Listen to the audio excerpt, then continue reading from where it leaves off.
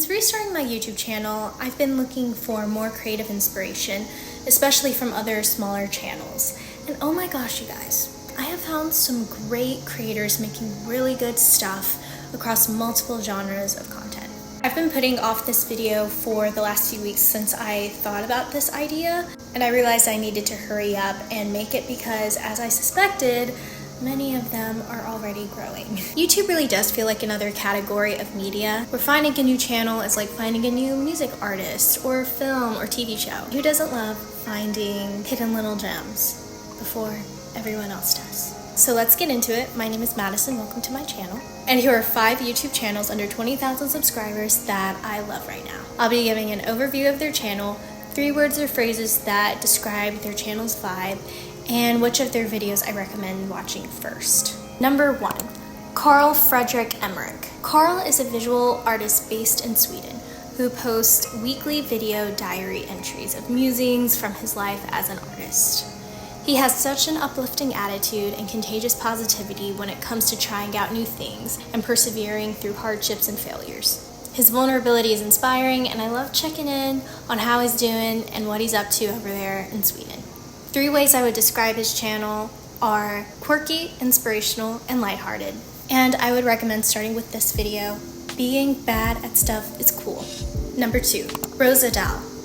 Rosadelee is a creator who posts home design inspiration videos about her home and living in a small cottage on the coast of Northern California.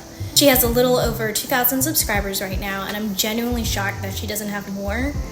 When I first saw her page, I definitely thought she had to be huge, and I think it's just a matter of time before that happens. She does have a following on Instagram and TikTok already, but I imagine that she will definitely be getting bigger on YouTube sooner. The quality of her taste and her videos makes the coziness just ooze from the screen, and I think she is the epitome of what people would describe as a comfort creator. A description for her channel would be cozy, intentional, and aesthetically resourceful. And I recommend starting with her cottage tour. Number 3 is Paula. Paula is a university student who shares lifestyle vlogs, primarily around reading, writing, and life in school. Her whole vibe feels simultaneously gothic and mellow. I know this is very specific, but I think her vlogs feel like the visual equivalent to a quiet room lit by candles at dusk. Do with that what you will. If you get it, you get it, I think. She also has a Bookstagram account, and she has a very cohesive aesthetic that carries over into her channel. Her taste in books and personal style is impeccable, and she has an ability to capture very pensive moments in a very unpretentious way. Also, being half Filipino myself, I always love supporting my fellow Pinay creators, so give her channel a follow. I describe her channel as studious, introspective, and romanticized, but in a good way. And I recommend starting with this video here. Number 4 is georgemakesfilm. I think that's how you pronounce it. I would say George's channel falls under the cinematic genre of YouTube. He often pairs his own footage with sound clips from films, creating these really poignant vignettes that are sometimes mesmerizing, sometimes just gutting with emotion.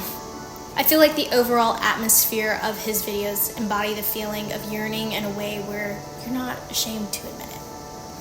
I would describe George's channel as contemplative, cinematic, and tender, and recommend starting here.